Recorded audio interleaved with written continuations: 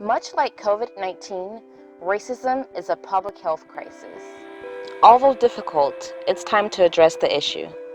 In this PWT Healthcare Town Hall series, members discuss the social impact of racism in healthcare. Thank you all so much for taking this time to come out. Fortunately, this is a topic I think we all can speak from the heart, so it doesn't really require, in a lot of cases, a lot of preparation. That's unfortunately as well. I want to start off first of all by letting persons know what this PWT Virtual Town Hall series is about. So first of all, PWT stands for Physicians Working Together, and that is not a cliche. That is something that is truly needed, something that we are truly working on, and that also implies it's not just physicians working with physicians, physicians working with other healthcare team members, including our other clinicians. This, of course, includes MD-DOs. We've worked with, of course, nurses and healthcare administrators and our community and legislative leaders, because we all have to work together in order to have a better healthcare system for us all.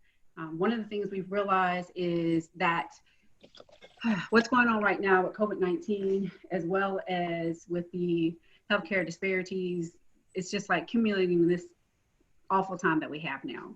And we realize that just as COVID-19 has been recognized as a public health crisis, so is racism. And it's one of those things we can no longer deny. And I don't think that for the most part it's being denied overall. I just think it's one of those things that hasn't gotten the attention that it deserves on the scale that it needs. And I think right now is the perfect opportunity for us to take advantage of the circumstances and to let people know, as physicians of color, that we have a voice and that we have our stories, and want to let folks know it's not this small circle that this occurs in, and oh no, it didn't happen to, say, your doctor or your family member. And with the fact of racism and COVID-19 together, this is posing a significant threat to the well-being of minorities and our overall communities. As we strive for change, we want to make sure that it's beneficial to keep this conversation going. So we do understand this probably won't be something we can finish, say, in this 45-minute, hour conversation, something we'll continue to discuss. And I hope everyone on this panel will be open to continue that. It's going to take a lot to dismantle this protracted issue of racism and discrimination in the healthcare industry, and we know it's not something that's going to happen overnight. Our collective voice and stories can encourage healthcare team members, clinicians, health organizations, and medical institutions to lift the veil and recognize the adverse effects that racism and discrimination have on both healthcare workers, patients, physicians, and communities. Basically, this is our representation of PWT in white coats for Black lives. I want to take the opportunity to introduce or allow my panel members to introduce themselves. So we'll start here with Dr. Alana Curry. If you would just tell us, where you're from, a little bit about yourself, and then we'll go around the room, virtual room. Sure. So I'm Dr. Alana, trauma psychiatrist. I am in Houston, Texas, or outside of Houston, Texas. I'm no longer practicing clinically. I retired because of health problems and other things, but I didn't want to take that information out with me. So I really started to lean into my other side of my training, which was education, because I firmly believe that humans are malfunctioning because we do not understand our bodies and our brains, and we don't understand how the brain systems generate the thought processes and the emotions and the actions that we take. So I think it's important to explain why we have certain reactions and the way that we process information so that we can learn how to get past racism because it really resides a lot in our primitive brain system. So that's what I really focus on teaching people, is how trauma impacts everyone in some shape, form, or fashion. And the idea is to teach you how to identify that and heal yourself, basically. Awesome, thank you. And wow, that's an amazing mission. So we'll go to Dr. Love. I see you on my left bottom screen there. Good evening, all. My name is Dr. Levinani. I'm an emergency medicine physician. I live in Nashville, Tennessee. I practice just a little bit outside of Nashville in a hospital called Northcrest, which is in Springfield, Tennessee. There, I am the medical director for the emergency department, as well as the medical director for Robertson County EMS system. So I do most of my work there clinically. Outside of that, I work with Tour for Diversity in Medicine, which is a group that kind of helps mentor students to go through the trials of applying to medical fields, as well as doing some mentorship on this side. It's nice to meet everyone. Awesome. Thank you. Dr. Elliott? Good evening, everyone. When I'm in these meetings, I always feel like I'm the smallest person in the room because I hear about all the great things that everybody's doing. I am a very proud double graduate of Howard University, undergrad and med school, residency Georgetown, OBGYN. Served 10 and a half years at Providence Hospital, ultimately becoming co-chair of the department, chair of the peer review, OBGYN, and surgical case review committee, and had various hats. That segued into an opportunity to get into healthcare administration at a federally qualified health center, and I said no. I thoroughly enjoyed seeing patients. I absolutely loved it. But I knew that at the rate that I was working, I probably wasn't going to live to be a very old man. And what shook me to the core was I think I was about 42, and I'm 51 now, but I was about 42, and there was a physician, African-American male, he was on call, OBGYN at another hospital. He was about 55. He went into the call room to lie down. They went into the room to knock on the door later on that night. It was a C-section. He was dead. He had a heart attack. And that was enough to really rattle my cage. I have 5 children. And so I thought about it. And my role right now is I'm a chief medical officer for a federally qualified health center that at the time started off with 36,000 patients. Now we have 60,000 patients, 3 sites in the district, 2 in Maryland. And it's, I began to realize that my impact was more than one person at a time. And I had the capacity and fortunately a great organization that gave me the bandwidth to come up with ideas and develop new service lines and have a wider impact on my role as a physician in terms of what we can do for our community. And so since I've been there, we've started a sonography service, a pharmacy, HIV services, infectious disease, LGBTQ service, telemedicine, MAT services. There's a couple other things I'm forgetting, but the point is that we have developed this system, and it's my job right now to take this wonderful system and try to continue to expand it to other parts of the district, in particular wards 5, 7, and 8, which are predominantly African American, and so there's a great need there, and that's my role. My role from a healthcare administrative perspective is basically how to advocate as a physician for physicians, for nurse practitioners, PAs, for healthcare providers, but also to take care of the people that look just like me. I mean, I have no idea where you get the idea of feeling small. That is amazing. And I think some of that comes from, Dr. Alana could probably tell us more than I can, some of this kind of, imposter syndrome, this kind of feeling like you don't belong, when that is amazing. I mean, I am among just visionaries and amazing people and just so honored. And that leads me to Dr. Bonde Virgil, who we all need to give that virtual hand of applause, because we wouldn't be having this meeting today without her prodding and getting folks together. So let us know about yourself, my dear, as well as what inspired you to actually put the things in place to make this happen. So I am also a clinical professor of pediatrics here outside of Atlanta. So in the town of Columbus, Georgia, where Dr. Jackson also practices close by. And like so many of you, I think we're all kindred spirits in that I have always felt compelled to be present in the room and advocate for communities that are underrepresented in medicine, right? And for me, specifically with regards to children, there's so much opportunity to influence the future generations in a positive way and change the course, hopefully the trajectory of a child's life. And so talking about the social determinants of health is something that's actually been core to my practice since I started. And in the hospital, it's always challenging, right? So we talk about educating our staff, educating the administrators, just all about the issues related to disparities in health. And so the spirit of this comes from the climate of the day. We realize that in order for things to change, we have to work together and we have to make that change. Waiting for other people to make that change, as we see, is not going to happen. And in order for us to be where we are now, folks had to stand up and make a decision and also take action, because wishing things will be better won't make it work. And as No. a person of faith, I know in our community, oh, I'm just going to pray about it and everything. I said, well, you know what? Faith without works is dead. We have to get up and work.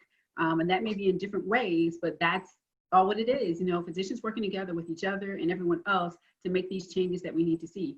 I was talking a little bit earlier, Bonde. I was like, I needed some type of, you know, thing here. So giving a shout out to my sister girl. So yes, I get no proceeds from this. But it's definitely one of those things where, you know, we have these opportunities to share our talents and our experiences and things to make things better for, you know, ourselves and our communities, so we don't have to feel alone. What I'd like to start with, because we're all in different specialties, is different experiences or different things you have where you have experienced racism. And this may be something related to medical school, residency. It may be something related to, you know, your practice or things now, because I think for a lot of people, they see you when you're successful and they don't know your pathway to get there. And I know it may be several instances that you've had, or it may be none. I mean, if you're blessed, one of those persons that never had that, I definitely don't want to, you know, make this your story, but that's a story in itself, because everybody doesn't have the same experiences and we're not monolithic.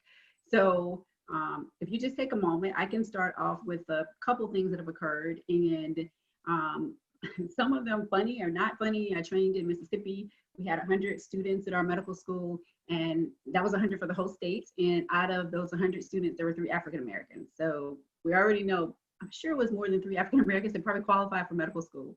Fortunately, now we have 2 medical schools in the state of Mississippi. So that has brought in some of the opportunities for more diversity in the classes.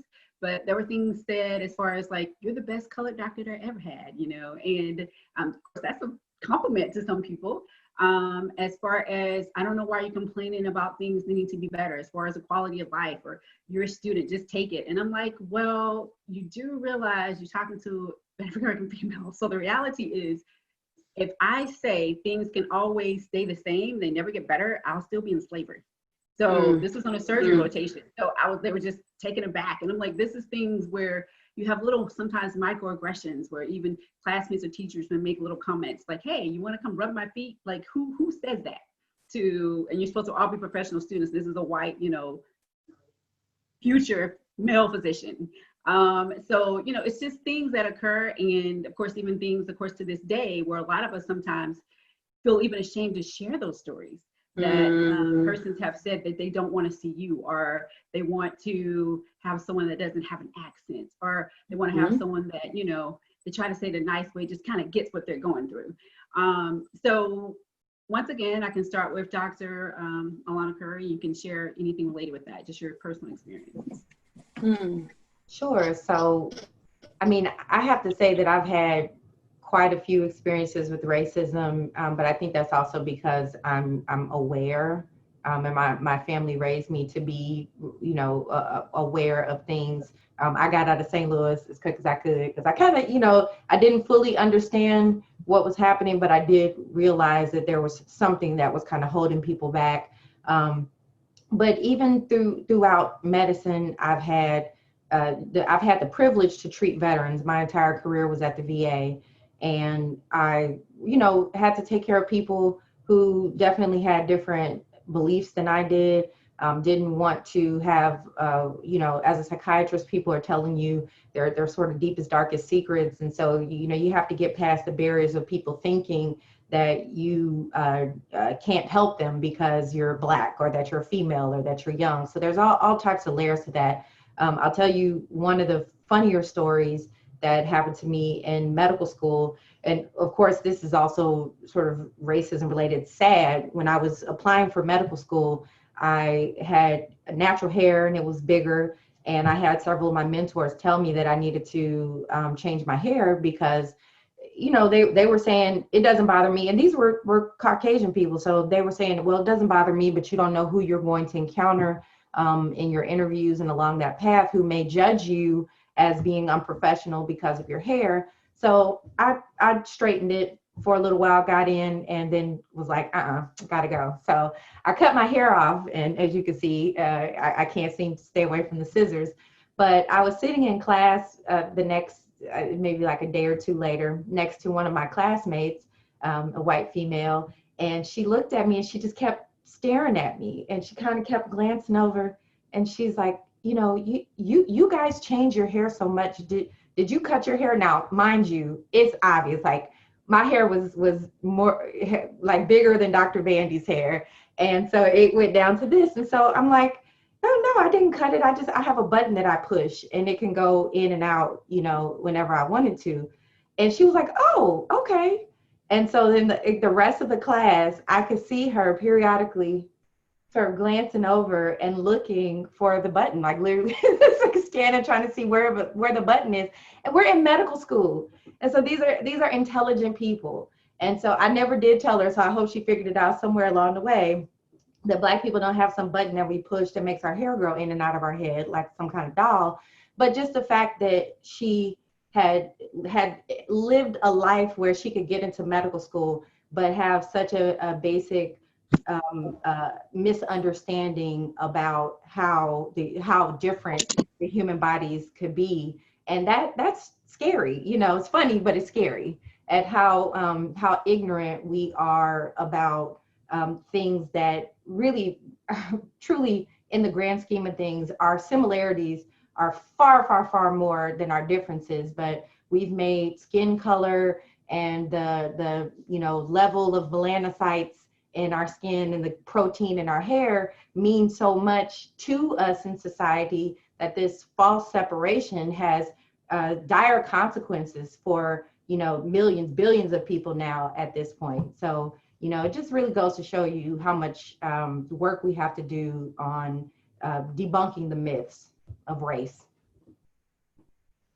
Very true, very true. And you're right, those things that form us as a person from a child to an adult, they totally impact how we deal with everyone. And then we're talking about physicians. So we have this honor and this mission, right, to take care of people and try to meet them where they are and understand and give them. And a lot of persons don't realize that implicit bias that you have affects how you take care of patients. And if you're not willing to acknowledge that, then that's a problem. And that's gonna be a whole nother topic. But this is that is actually excellent story that you say, that yeah, it's a pattern sometimes of racism that persons aren't even aware of. Dr. Love, Anani, do you prefer Dr. Love or Dr. Anani? Either way. But like Dr. Elliott, I also went to Howard University College of Medicine. So number of racial, I don't know what the HU's there, a number of racial instances where you kind of experience racism, luckily, are on the lower end. It's not zero, but it's on the lower end. And whenever I kind of like have stories or talk to people about this, when you go with the microaggressions, sometimes people can look at it as bias, or they can look at it as ignorance, or it wasn't that bad. But I feel like in the US, the one time you can always say that was racist is someone calls you the N-word. So like, that's the one story I always kind of keep in my back pocket. So one time in residency, discharging a patient, I, kind of aggressive the entire time, but here's your imaging, it was negative, here's some medicine, it's time for you to go. I think the guy wanted a taxi or another dose of something. And I was like, no, I think it's time for you to go. And he just gets immediately belligerent. And he was just kind of like, that's why I didn't want to come here anyways. You're going to give me what I want, N-word. And I was just like, oh.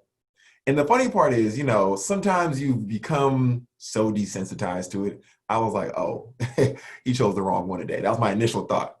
But what made it an instance for me that was something I'll never forget were the nurses I was in the room with. So they were all white. I remember there was a white male there, and he looked absolutely shocked and reviled. He was just like, this never happens. I felt it was clear he wanted to do something, but he didn't know what to do, right? He's like, I don't want to be the white savior, but at the same time, I can't allow this. And so everyone just kind of froze. And I turned around and pointedly was like, that's Dr. N-word, and you're discharged. And then just left the room. And the nurse comes out and they're like, I'm so sorry. And I was like, yeah, just, get security, have them escort him out. And I think me staying aloof made them slightly more comfortable. And then after the patient left, we kind of, debunked the situation and went through it. And I was, said, thank you for, not co-signing that, even though that would be completely deplorable. But it was just nice to know that I had a team behind me. And that made it a little bit better for me. So that's the one instance I kind of never forget, because it's the one I think most people in the US will say was racist. Right, got you, absolutely. And that is definitely Well, a part of attacking this racism in healthcare and this social impact of racism in healthcare, because it does create these situations where persons feel like if they don't get what they want, or they don't feel like they get what they requested, because sometimes they think anyway, we're like Burger King, have it your way. I'm going to go to this level to make you do what I want to do, to let you know that I don't think of you as highly as another person. I don't think of you as smart or as good as this person. So I'm going to, throw out this term that's going to make you feel less than. And by that, you're going to do what I want you to do, or at least I'm just going to get the upper hand by, throwing you off your game and making you feel less than. And so I think you're right, handling it coolly, professionally, and to say there's a specific way that every person has to handle it. No, because each person comes from different places. But if you are able to handle it sometimes in those ways, you can go back and later, like you say, hey, let's have a conversation about this. What is the action plan maybe for the next time this happens to another physician or someone? What is going to be our, steps that we're going to take to address this and let people know this is not okay? And it does bring up the point too of we need allies. I tell people all the time, if it was just up to, Africans, Black persons, we wouldn't be free. I mean, the thing is, we had to have allies to help, whether it was Quakers or persons that were woke or persons that were help or stepped outside of themselves, or even Blacks, of course, that themselves put their lives in danger to make this happen. We had to have this effort to work together. So we have to meet people where they are, and try to encourage them to take that next step to be able to be, better our allies.